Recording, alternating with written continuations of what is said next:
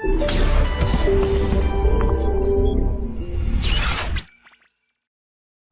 आगे नेक्स्ट के ऊष्मामिति में और आगे चीजें पढ़ने से पहले कुछ छोटी छोटी डेफिनेशंस हैं जिन्हें हम समझते हैं। जैसे एक होता है ऊष्माधारिता। ऊष्माधारिता, कभी कभी ये शब्द आपको न्यूमेरिकल में मिल जाते हैं, जिसे बोलते हैं हीट कैपेसिटी।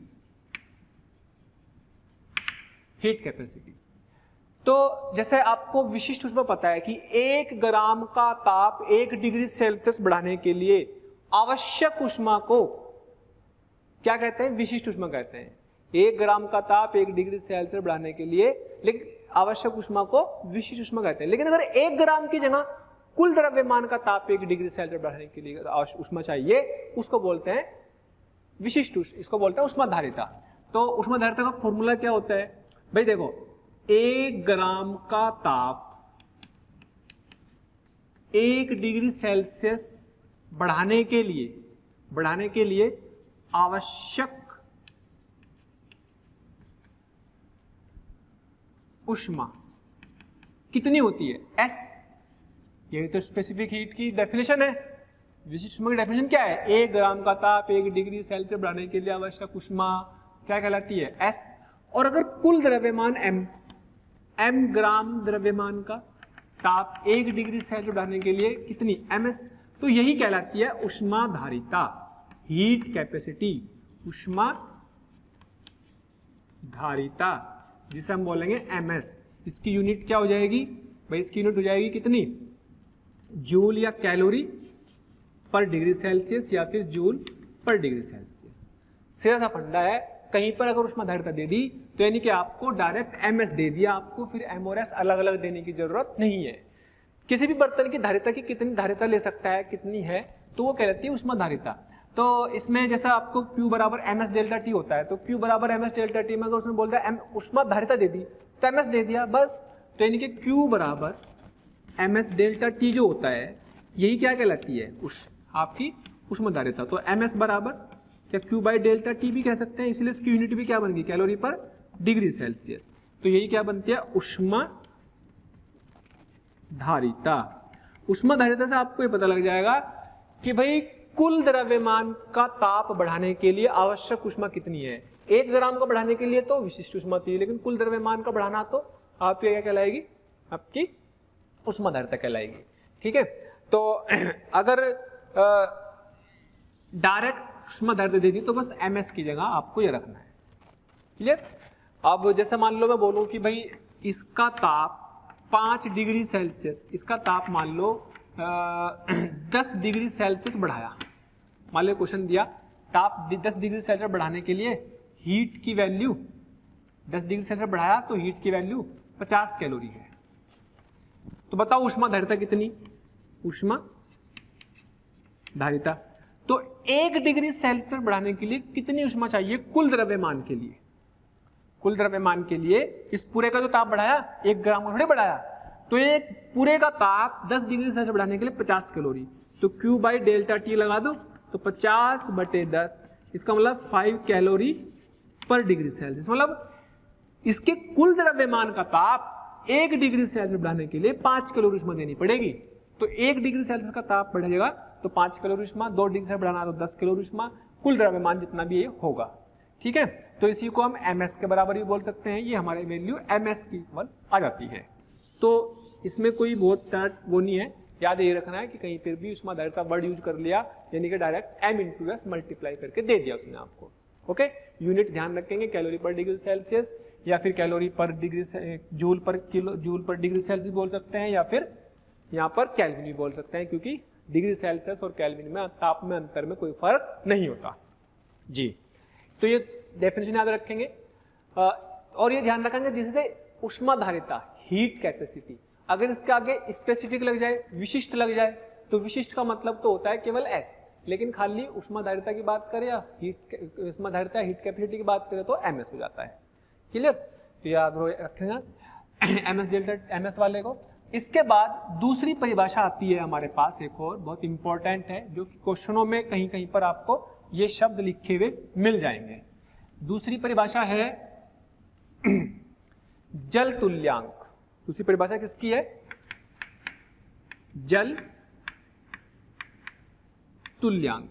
जल तुल्यांक इसकी दूसरी परिभाषा है। इसका क्या मतलब होता है जल तुल्यांक का, वो समझते हैं। जल तुल्यांक या वाटर इक्विवेलेंट, वाटर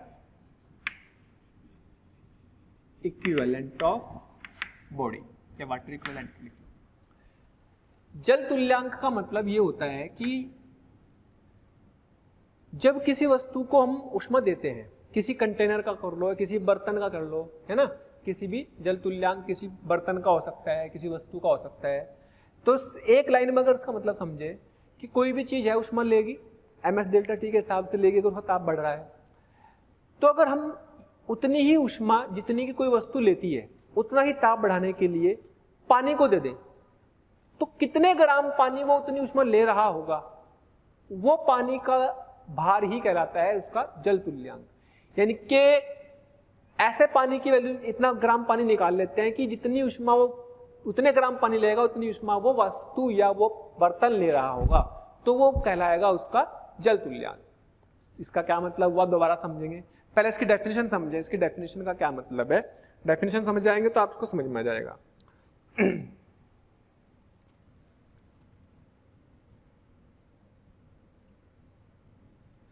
जल तुल्यांक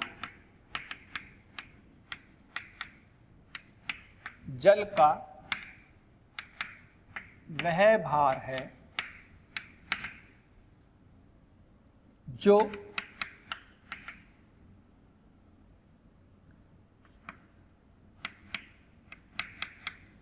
ताप में समान परिवर्तन करने पर, ताप में समान परिवर्तन करने पर उतनी ही ऊष्मा लेता है, उतनी ही ऊष्मा लेता है जितनी ऊष्मा वस्तु या बर्तन कह सकते हैं, कोई भी, जितनी ऊष्मा वस्तु या बर्तन समान ताप, चलो उतनी वस्तु लेती है। मतलब क्या हुआ?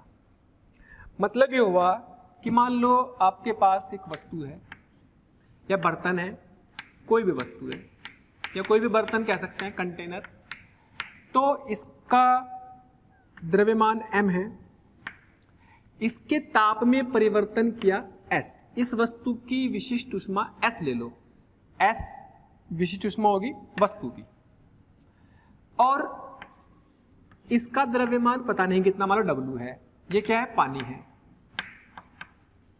इसको भी ऊष्मा दी, इसको भी ऊष्मा दी, और उतनी ही ऊष्मा देनी दोनों को जिससे कि ताप में परिवर्तन समान हो, ताप में परिवर्तन समान हो। ये वाटर की विशिष्ट ऊष्मा हमें पता है 1 होती है, S वाटर, ठीक है। तो जल तुल्यांक का मतलब क्या होगा वो समझना है। अगर हम इसको ऊष्मा दे करके, इसका कोई भी द्रव्यमान है, द्रव्यमान अलग अलग है दोनों के, ध्यान रखना, विशिष्ट ऊष्मा भी अलग अलग है, तो इसको ऊष्मा देनी शुरू की, जितनी ऊष्मा इसे दी उतनी ऊष्मा इसके ताप को चेंज किया, उतने ताप इसका बदला। जब इसका ताप और उसका ताप जितना बदला, समान मात्रा में उतनी ही ऊष्मा दी, तो क्या दोनों की ऊष्मा बराबर लिख सकते हैं? यस। इसकी ऊष्मा क्या लिखेंगे? ms डेल्टा टी, और इसकी इसमें कितना लिखेंगे? W s of water into delta T. तो जैसे परिभाषा का मतलब क्या है कि वह भार है, W निकालना, कितना भार हम यहां पर ले जिससे कि दोनों की ऊष्माएं बराबर हो और ताप भी बराबर हो। तो क्या भार में रिलेशन आना चाहिए? समान ताप में परिवर्तन करना है तो उतनी ही ऊष्मा लेता है जितनी की वस्तु या बर्तन लेती है ना। तो बराबर कर दिया, चलो जी, डेल्टा टी से डेल्टा टी घट जाए क्योंकि ताप समान रखना है, तो W का मतलब आ गया ms upon s of water. S of water specific heat की विशिष्ट उष्माओं की तो क्या होगा, यूनिट कट जाएंगी, तो इसकी यूनिट क्या आ जाएगी, या तो ग्राम आएगी या फिर किलोग्राम आ जाएगी, कोई भी यूनिट आ जाएगी। जनरली तो ms लिख सकते हैं क्योंकि SW कितनी होती है 1, भाई 1 ग्राम 1 कैलोरी पर ग्राम डिग्री सेल्सियस आएगी ना, तो ये इसका फॉर्मूला भी वैसे है जैसा हीट कैपेसिटी का, लेकिन वो हीट कैपेसिटी अलग है क्योंकि उसके नीचे ये भी है, तो वो उष्मा धारिता अलग है, इसका फॉर्मूला भी देखने में ऐसे लगता है लेकिन अलग है, इसको बोलते हैं जल तुल्यांक। इसको फील करना है, समझ में तभी आएगा, ये फॉर्मूला एडिटर लेने से काम नहीं चलेगा। इसका मतलब यह है कि जितनी उष्मा ये बर्तन ले रहा होगा ना, जितनी उष्मा ये बर्तन ले रहा होगा उतनी ही उष्मा ये पानी भी ले रहा है।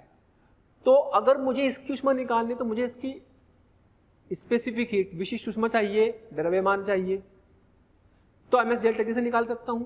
लेकिन अगर मैं केवल पानी दे दूं कि भाई इतने ग्राम पानी भी उतनी उष्मा ले रहा जितनी ये ले रहा था, जितनी उष्मा ये ले रहा था उतनी उष्मा ये इतने ग्राम पानी भी ले रहा है, तो इस पानी की उष्मा निकाल लो बस, जितनी पानी की उष्मा होगी वही इसकी उष्मा होगी। तो फिर हमें ये और ये देने की जरूरत नहीं है, केवल इसके इक्विवेलेंट, इसके तुल्यांक पानी दे देंगे, भाई इतना पानी भी उतनी उष्मा ले रहा था जितनी ये वस्तु ले रही थी, इतना ही बर्तन ले रहा था। तो फिर हमें इस बर्तन के बारे में कोई भी डाटा देने की जरूरत नहीं है। अगर मैंने बोला कि इस बर्तन का जल तुल्यांक 20 ग्राम है, इसका मतलब क्या हुआ, इसका मतलब जितनी उष्मा 20 ग्राम पानी लेगा उतनी उष्मा ये बर्तन ले रहा होगा, क्योंकि पानी के केस में विशिष्ट उष्मा तो पहले से पता, तो बस ms डेल्टा टी लगा लेंगे।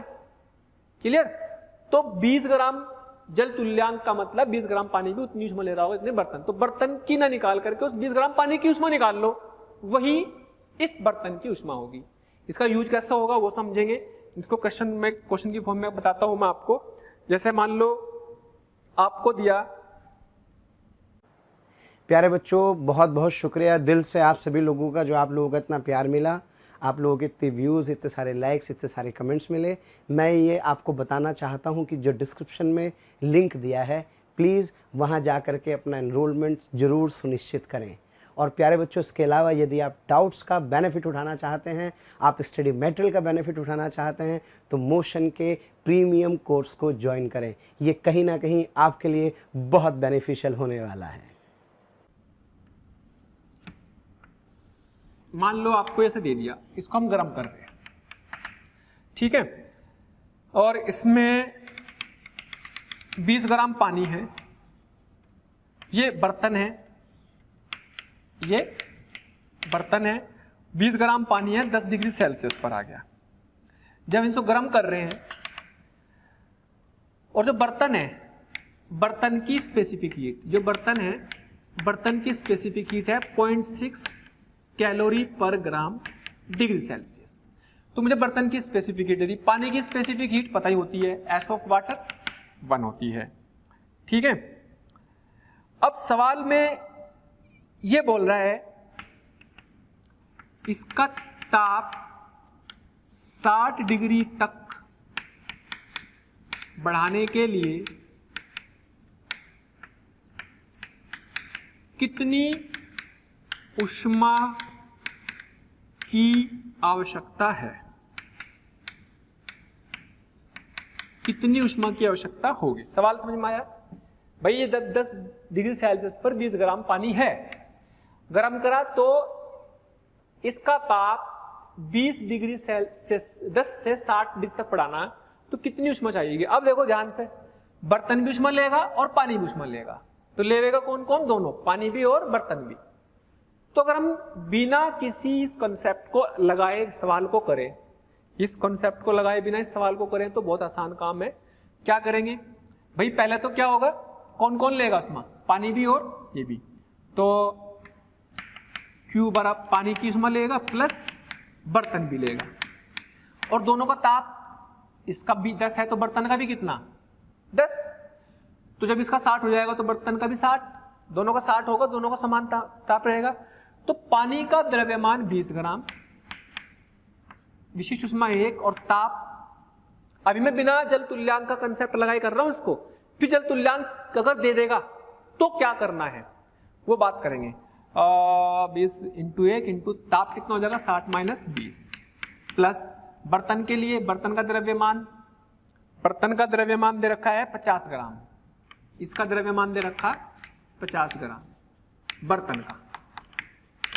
चलो जी, तो 50 इंटू इसकी 0.6 और इसका भी ताप कितना, पहले 10 था बर्तन का भी, अब बर्तन का भी कितना हो जाएगा 60, तो 60 माइनस 10, तो दोनों का ताप 10 समान हो गया।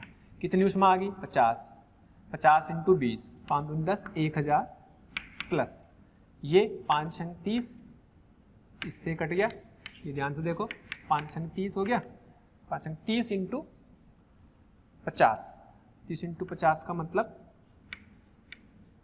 1500, तो कुल आ गया इतने कैलोरी ऊष्मा।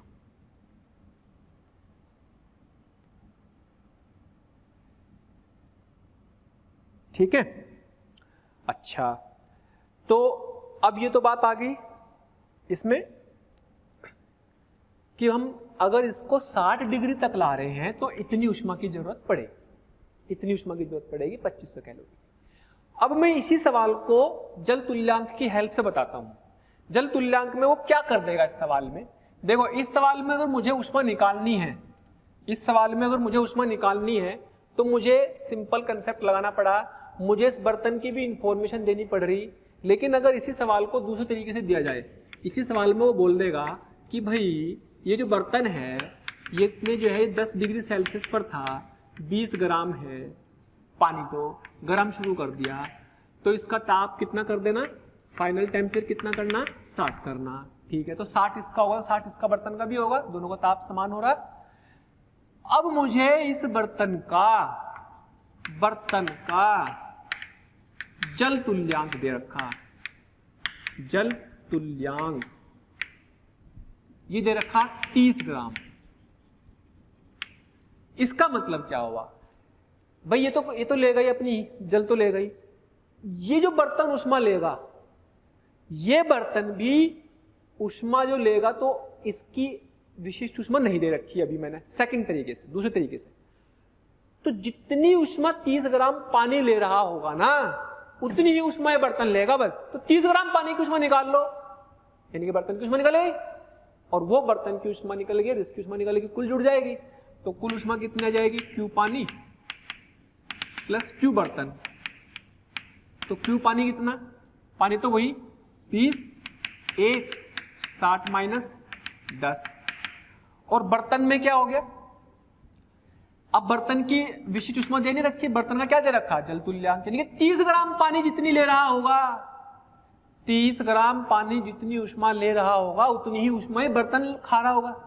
तो बर्तन की ना निकालो, बस 30 ग्राम पानी की निकालो, और पानी के लिए विशिष्ट ऊष्मा पता है, पानी के लिए विशिष्ट ऊष्मा पता है, तो यानी कि 30 इंटू 1 इंटू डेल्टा टी। ध्यान रखना अब यहाँ पे पानी की लेनी, क्योंकि 30 ग्राम पानी की उस बराबर ऊष्मा लेनी, क्योंकि जल तुल्यांक 30 देने का मतलब हुआ कि 30 ग्राम पानी उतनी ऊष्मा लेगा इतनी बर्तन ले रहा होगा। तो एम एस डेल्टा टी का मतलब 60 माइनस 10, तो कितना आ गया, तो फिर वही आपका 1000 प्लस ये कितना आ गया 5 या 15, यानी कि 2500। अगर बहुत ध्यान से देखो तो ये जो 30 है ना, ये 30 ये जल तुल्यांक की तो है, ये m इंटू ऐसी तो है। अगर मैं वहां पर सोचूं इसको, तो अगर मैं इसका जल तुल्यांक बताऊं कितना होगा, W बराबर ms बताया था ना, m कितना था 50, s कितना था 0.6, तो कितना आ गया 30 ग्राम, यानी कि 30 ग्राम पानी की ऊष्मा निकाल लो, या तो 30 ग्राम पानी की निकालो, या 50 ग्राम बर्तन और उसकी विशिष्ट ऊष्मा 0.6 लेकर के निकालो, एक ही बात है। तो बर्तन की इंफॉर्मेशन देने से बच जाएगा वो, कि भाई बर्तन की विशिष्ट ऊष्मा कितनी, बर्तन का द्रव्यमान कितना, वो देने की जरूरत नहीं, एक ही डेटा से काम चल जाएगा कि उसका जल तुल्यांक 30 है, तो 30 ग्राम पानी की निकाल लो, क्योंकि पानी की विशिष्ट ऊष्मा हमेशा पता होती है कि 1 होती है। ओके, तो इस तरीके से जल तुल्यांक का बेनिफिट होगा, और सवालों में अगर जल तुल्यांक दे दिया तो उससे डरना नहीं है, उसका सीधा सा मतलब कि उसकी ऊष्मा उस बर्तन के ऊष्मा के बराबर होगी। मेरे ख्याल से जल तुल्यांक का मतलब क्लियर हुआ कुछ कुछ। हाँ जी, अब इसके बाद हम पढ़ते हैं फेज चेंज प्रॉब्लम, यानी कि अवस्था परिवर्तन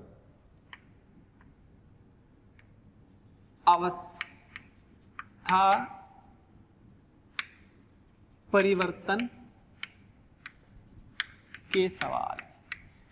अवस्था परिवर्तन के सवाल का मतलब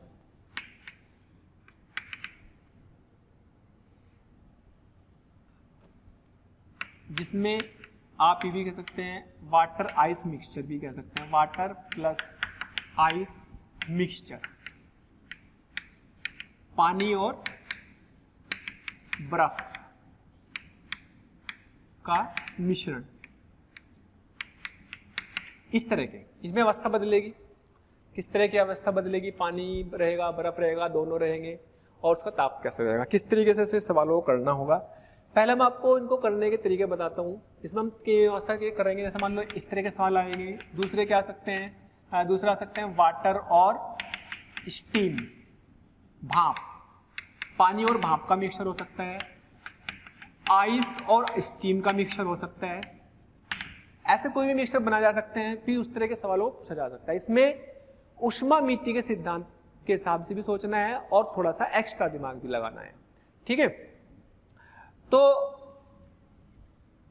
चलिए पहले बात करते हैं किन सवालों को कैसे किया जाए, स्टेप्स क्या हैं। तो ध्यान रखें, सबसे पहले इनमें कॉमन टेम्परेचर, कॉमन या कॉमन ताप जो होगा,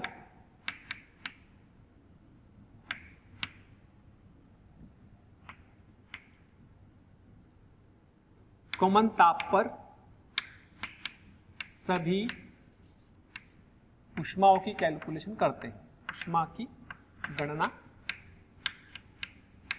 करते हैं।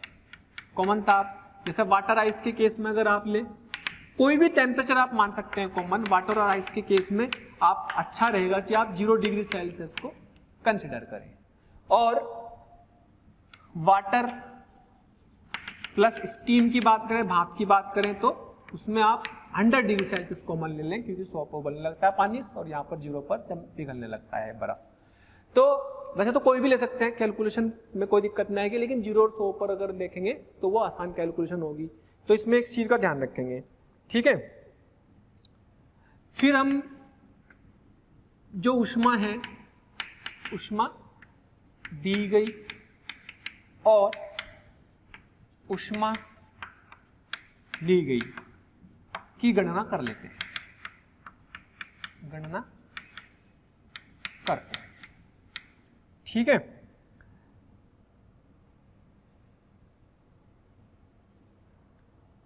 तो ये 2 स्टेप्स आप समझ सकते हैं। क्वेश्चन की लैंग्वेज के हिसाब से चलेंगे। पहले तो क्वेश्चन बना लेते हैं।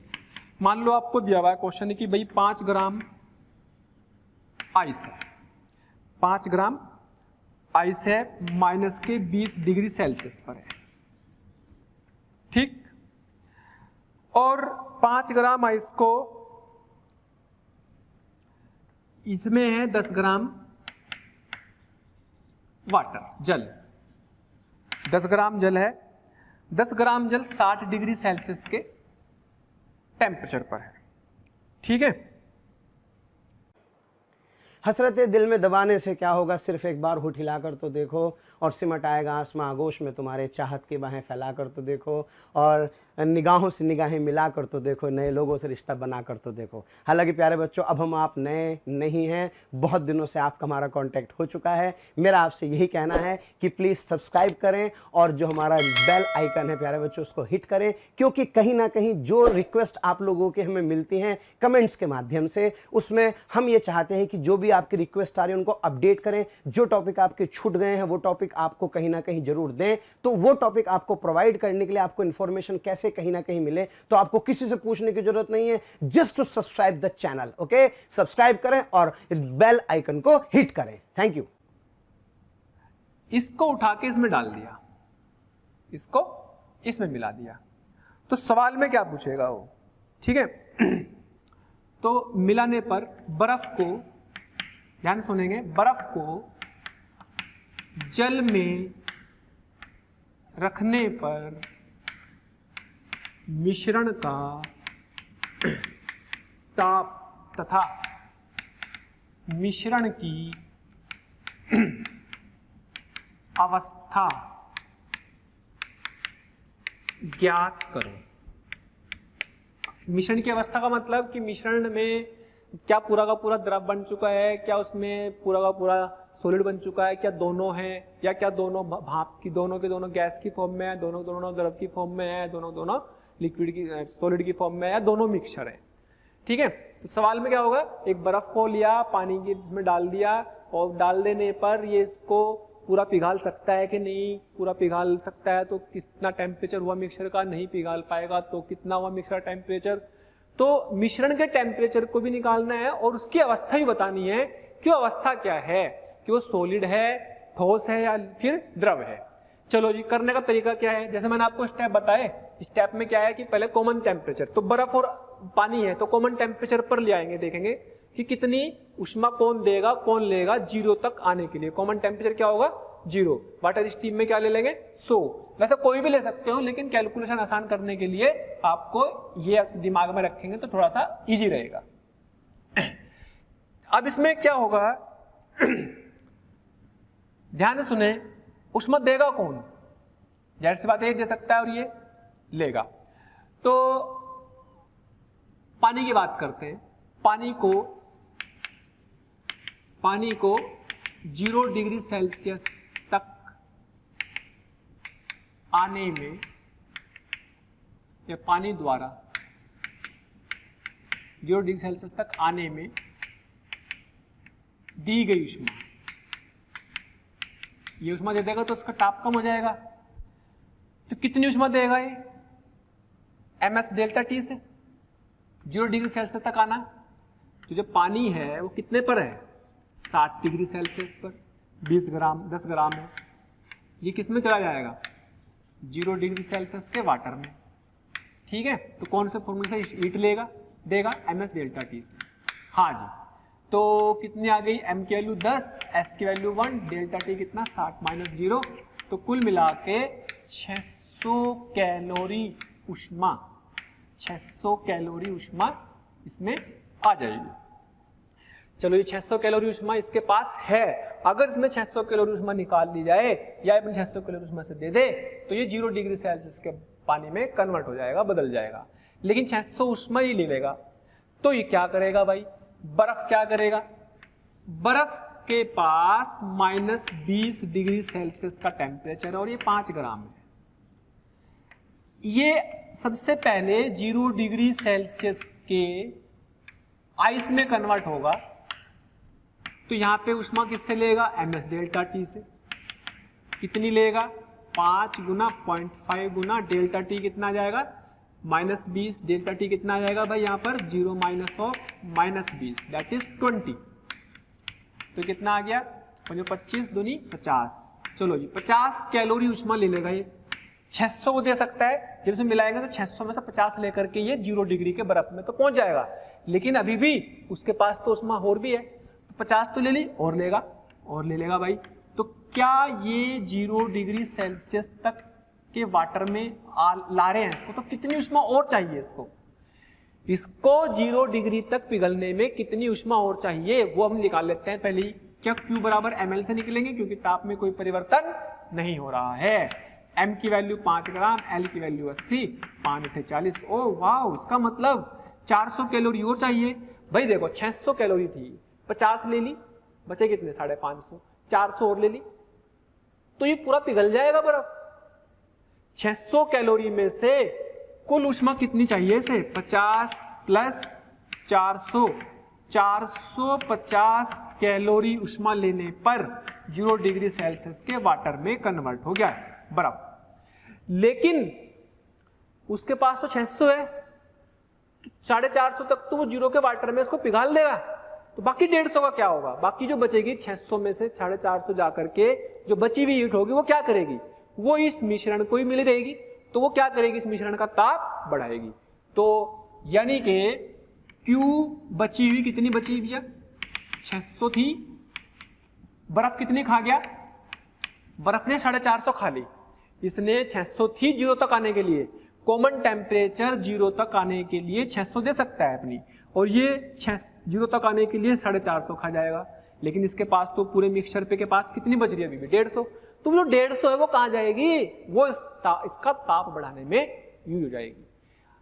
तो पूरा का पूरा मिश्रण अब द्रव बन चुका है, अवस्था कैसी हो चुकी, द्रव, और उस द्रव का ताप भी 0 नहीं रहा और बढ़ेगा, क्यों, क्योंकि वहां से 150 कैलोरी ऊष्मा बच गई है। अब ये 150 कैलोरी ऊष्मा 10 ग्राम पानी और 5 ग्राम पानी, यानी कि 15 ग्राम पानी का ताप बढ़ाएगी। तो 150 कैलोरी ऊष्मा किसके बराबर आ जाएगी, ms डेल्टा टी के। m कितनी, 5 + 10, s की वैल्यू 1, डेल्टा टी कितना, डेल्टा टी कितना भाई, जब आपके पास मिक्सचर बन चुका है तो इसमें 5 + 10 0 डिग्री सेल्सियस था, तो उसका टेम्परेचर तो फाइनली कहां तक जाएगा, टी तक, और ऊष्मा कितनी मिलेगी इसको, 150 और मिल गई, तो यानी कि T - 0, हाँ जी, तो कितना बचेगा 15, यानी कि 150 बराबर 15T, इससे कटा तो T बराबर आ गया 10 डिग्री सेल्सियस। तो हम बोलेंगे कि फाइनल टेम्परेचर जो मिक्सचर का होगा वो 10 डिग्री सेल्सियस होगा, और अवस्था क्या होगी, अवस्था क्या होगी, दोनों द्रव अवस्था में होंगे, द्रव अवस्था में होंगे, यानी कि 15 ग्राम पानी होगा।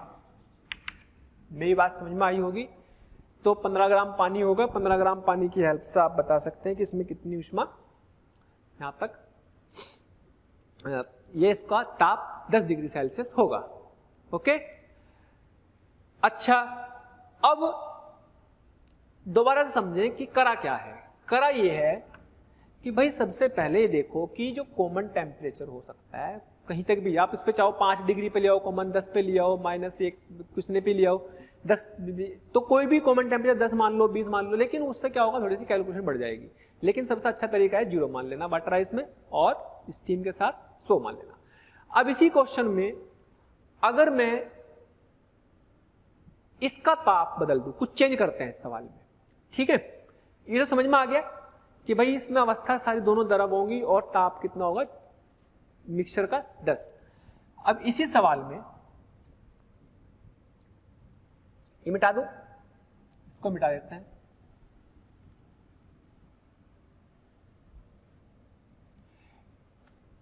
इसी सवाल में यदि पानी 45 डिग्री पर हो, ये 45 कर दिया,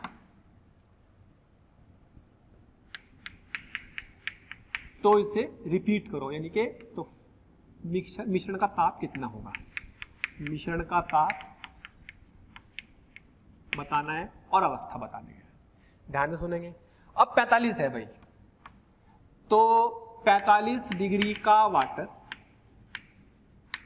कहां पर लाना, 0 डिग्री के वाटर में, तो कितनी ऊष्मा निकाल लेगा अपने अंदर से, Q बराबर ms डेल्टा टी से, हाँ जी, m कितना 10 ग्राम, s कितना 1 × 445, यानी कि 450 कैलोरी। ओह वाह, इसका मतलब इसके पास से अगर 450 कैलोरी निकाल लूं, सेकंड पार्ट मान लो इसको, हमने इसको सेकंड भाग मान लिया, डाटा बदल दिया। अगर मैंने इसमें 45 डिग्री के पानी में से 450 कैलोरी ऊष्मा निकाल लूंगा तो 0 डिग्री के पानी पा जाएगा, लेकिन इसको भी 0 डिग्री तक पहुंचने के 450 कैलोरी चाहिए। इसका मतलब अब बचेगी नहीं कोई भी हीट, अब बची हीट कितनी होगी, अब तो कुछ भी नहीं बचेगा, 450 थी, 485 खा गया, 0 बच गया, तो ताप मिक्सचर का ताप कितना आ जाएगा, 0। अरे ये तो 0 हो गई ना, तो ताप मिक्सचर का कितना आ जाएगा, T-0, तो 0 रह जाएगा।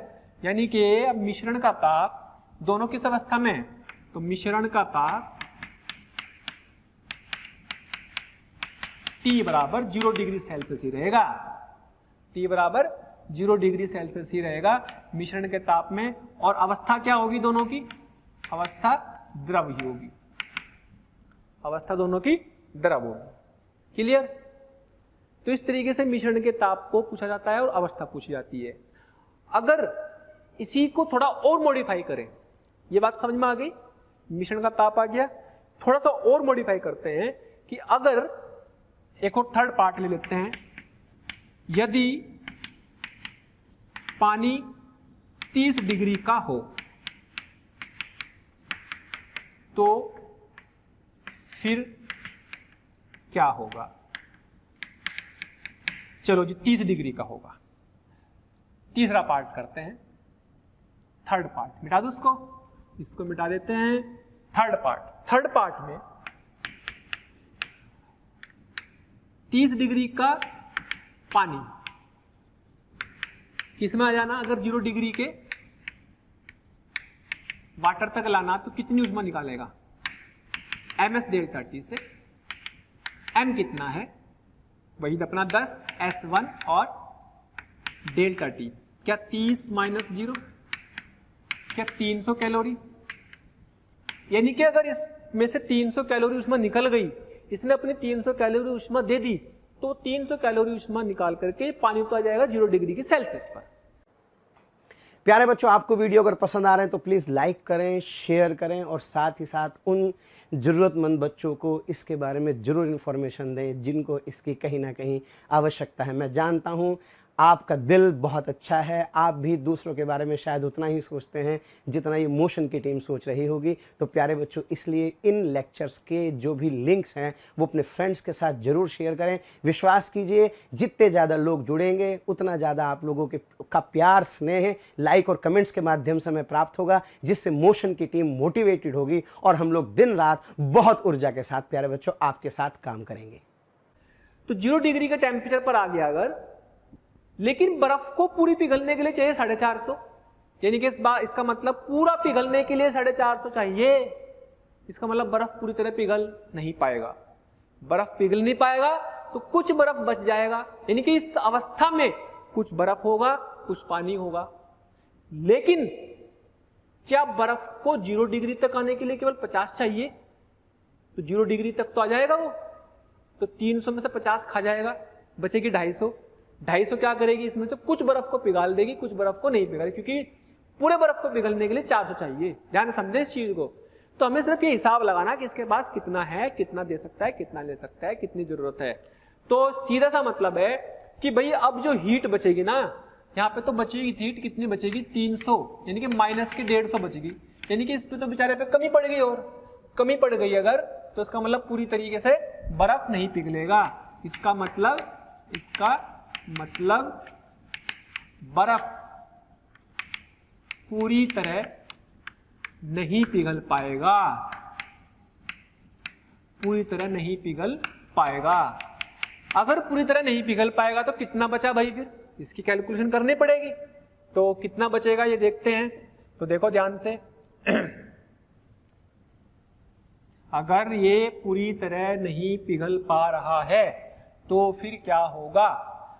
तो देखो 150 कैलोरी इसको अगर और मिल जाती, यदि क्या होगा, अगर इसको 150 कैलोरी और मिल जाती तो क्या ये पूरा पिघल जाता। यदि 150 कैलोरी और मिल जाती, कई तरीके से सोच सकते हैं, मिल जाती तो पूरा बर्फ पिघल जाता।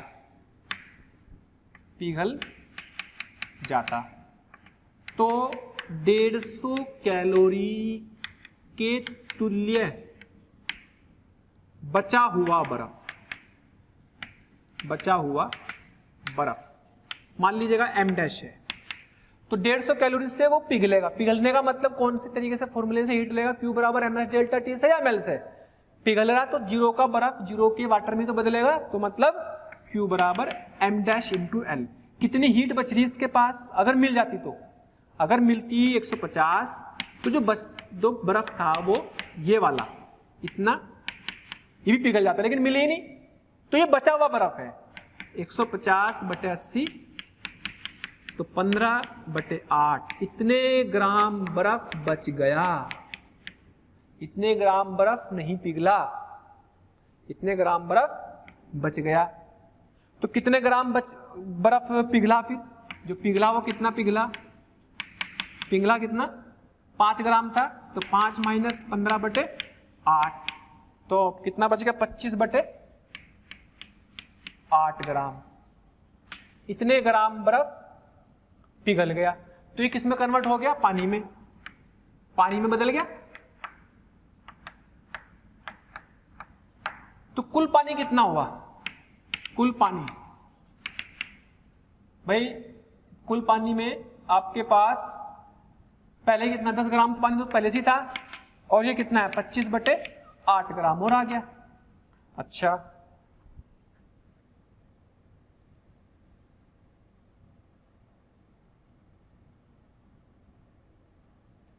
तो कितना पानी है? 80 प्लस 25 कितना? 105/8 ग्राम, इतना वाटर है। और बर्फ कितना? 25/8 ग्राम। इस तरीके से हम इन कैलकुलेशन को कर सकते हैं। इसमें फिर प्रिंसिपल ऑफ कैलोरीमेट्री से लगाने से पहले थोड़ी सी अकल लगानी पड़ती है। ये अकल लगानी पड़ेगी कि भाई किसके पास कितना लेन देन है, उतना है भी कि नहीं जितनी चाहिए, इसको पिघलने के लिए जितनी चाहिए उसके पास इतनी औकात है कि नहीं, वो दे सकता है कि नहीं, तो उसमें कुछ बचेगा। और मिश्रण का ताप कितना होगा? मिश्रण का ताप, मिश्रण का ताप, अब चूंकि ये भी कितना का पानी है? 0 डिग्री सेल्सियस का, बर्फ भी कितना है? 0 डिग्री सेल्सियस, तो कितना आया? मिश्रण का ताप भी 0 डिग्री सेल्सियस बोलेंगे। भैया आप किसी भी तरीके से सोच सकते हो, देखो आपने 150 के हिसाब से m डैश निकाला, आप ये भी सोच सकते हो, दूसरा तरीका ये भी सोच सकते हो कि भाई 300 कैलोरी थी, 300 में से 50 ये खा गया तो 0 का हिस्सा आ गया, बची कितनी इसके पास? 250। तो 250 कैलोरी से कुछ बर्फ पिघला, तो 250 से कितना पिघला वो निकाल सकते हैं कि नहीं? तो 250 से पिघलने वाला बर्फ कितना आएगा? 25/8 आना चाहिए। चाहो तो आप दूसरे तरीके से समझ लो, सेकंड मेथड, कि 250 कैलोरी से पिघला बर्फ, पिघला बर्फ 250 कैलोरी से, 250 कैलोरी से मान लो m1 है इंटू 80, तो m1 बराबर कितना आ गया कि नहीं भाई? 25/8 ग्राम। अरे ये पिघलने वाले तो आया, 250 तो मिली इसको आगे, 50 तो ये खा गया, 250 इसको मिली। पूरा पिघलने के लिए 400 चाहिए थी, लेकिन 250 मिलकर के कुछ पिघला, तो हमने 250 दे करके कितना पिघला होगा वो निकाल लिया। 25/8 उतारा था वहां पर भी। और यहां मैंने पहला दूसरा तरीका लगाया था कि अगर 150 मिल जाती तो सारा पिघल जाता, यानी कि 150 के हिसाब से जो बचा हुआ बर्फ है वो निकाल लिया। चाहे ऐसे कर लो, चाहे ऐसे कर लो, जैसा आपको दिमाग में आए। तो सब डेटा का खेल है, डेटा ओरिएंटेड सवाल होते हैं। कहीं कोई भी टेम्परेचर ज्यादा भी हो सकता है, कि जैसे मैंने आपको तीनों डेटा लेकर दिखाए कि आपका ताप बढ़ भी गया है, 0 भी हो सकता है, बर्फ भी बच गया है, पानी भी बच गया है, तो ये अवस्था परिवर्तन हो भी रही है, कुछ बच भी रहा है। तो ये सारी कैलकुलेशन डेटा के हिसाब से लानी है और उसी के अकॉर्डिंग आपको उसी कैलकुलेशन को कंप्लीट करना है। ठीक है, इसमें आपको ऐसे नहीं करना कि भाई इसमें ली गई ऊष्मा बराबर दी गई ऊष्मा को कर करके टेम्परेचर निकाल लोगे। आप टेम्परेचर निकाल भी लोगे तो कोई ना वो गलत आ जाएगा, क्योंकि आपको पूरी हिसाब इसके हिसाब से लगाना है। ठीक है,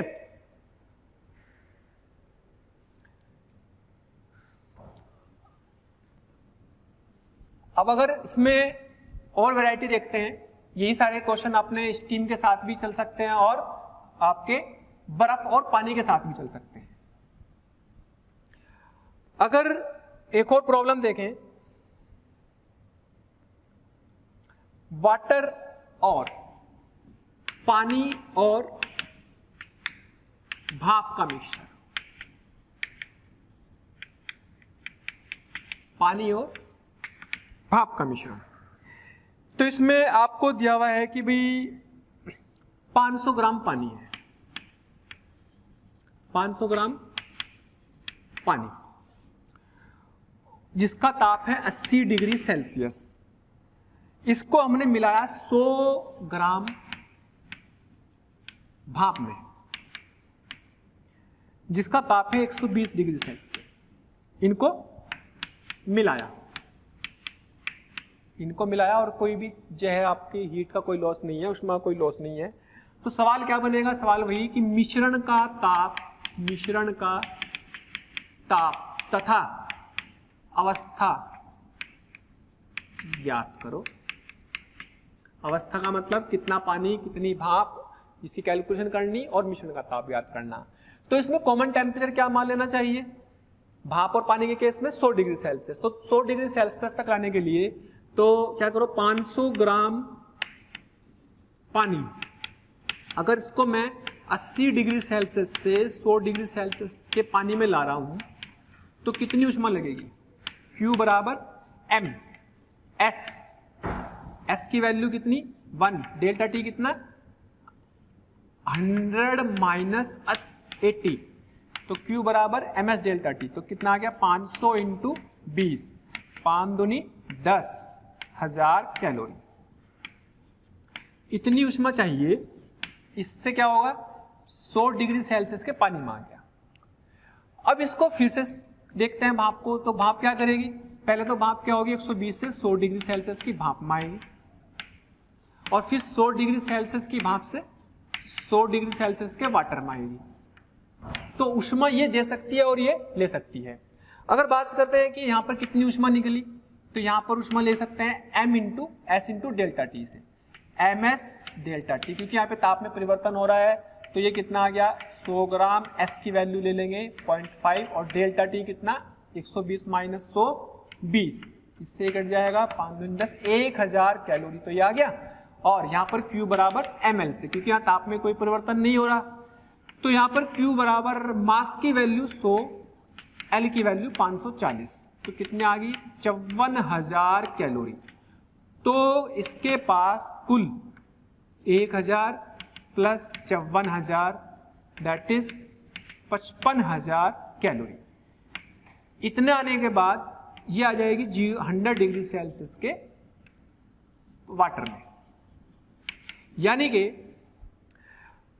ये 55,000 कैलोरी ऊष्मा अगर दे दे तो ये 100 डिग्री सेल्सियस के वाटर में आ जाएगा। और उसको अगर 10,000 कैलोरी मिल जाए तो ये 10,000 कैलोरी लेकर के भी 100 डिग्री सेल्सियस के वाटर में आ जाएगी, यानी कि 55,000 में से 10,000 कैलोरी तो ये खा जाएगा पानी। बचेगी 45,000, उसका क्या होगा? वो 45,000 इस पूरे पानी का 100 डिग्री सेल्सियस के पानी को भाप में बदलने में यूज हो जाएगी। तो क्या करेंगे? तो कितनी ऊष्मा बचेगी? बची हुई ऊष्मा कितनी होगी? 55,000 माइनस 10,000 बराबर 45,000। अब ये ऊष्मा इसको 100 डिग्री सेल्सियस के पानी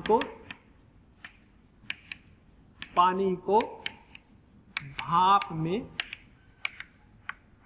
बदलेगी। और कितना पानी? क्योंकि 500 ग्राम ये, 100 ग्राम ये, 600 ग्राम पानी होगा टोटल। 100 डिग्री सेल्सियस पर कितना पानी है भाई? 100 डिग्री सेल्सियस पर टोटल 600 ग्राम पानी को ले आए हम, लेकिन हमारे पास तो अभी भी 45,000 कैलोरी उसमें बच रही। तो 45,000 कैलोरी तो 600 ग्राम में से कुछ को ऊष्मा में भाप में बदल देगा। तो कितनी ऊष्मा बदल जाएगी? 45,000 बराबर M डैश L। तो L कितनी? M डैश इंटू 540, और यहां से M डैश की वैल्यू 45,000 बटे 540, इससे कट जाएगा। और कितना? 9 छिक 54, 9 पंजे 45, तो 25 बटे 3, 250 बटे 3 ग्राम। इतनी भाप बदल जाएगी। अगर इतनी ऊष्मा और बची हुई है इस मिश्रण में तो इतनी भाप में कन्वर्ट कर देगा। तो इसका मतलब इतनी भाप है तो पानी कितना होगा? तो पानी कितना? 600 माइनस 250 बटे 3, तो 6 या 1800 माइनस 250 कितना आ जाएगा? 1800 माइनस 250 बटे 3 कितना आ गया? 0, 5, 7 में से 2 गए 5, 1550 बटे 3 ग्राम पानी आ गया। तो इतने पानी हो गया। और मिश्रण का ताप कितना हो जाएगा भाई? मिश्रण का ताप क्या ये भी 100 डिग्री सेल्सियस का वाटर था और ये भी 100 डिग्री सेल्सियस का वाटर था, और 100 डिग्री सेल्सियस के वाटर में से ही कुछ भाप बदल गई, तो मिश्रण का ताप भी कितना रह गया? 100 डिग्री सेल्सियस। मिश्रण का ताप भी 100 डिग्री सेल्सियस रह गया। इस तरीके से हम इन सवालों को कर सकते हैं। ऐसी और भी प्रॉब्लम करेंगे अभी, लेकिन इसको ध्यान समझेंगे, इसी तरीके के और प्रॉब्लम का डिस्कशन करेंगे, जिससे कि आपको और अच्छे से कंसेप्ट क्लियर हो जाएगा कि कहां पर कौन किस स्टेट में है।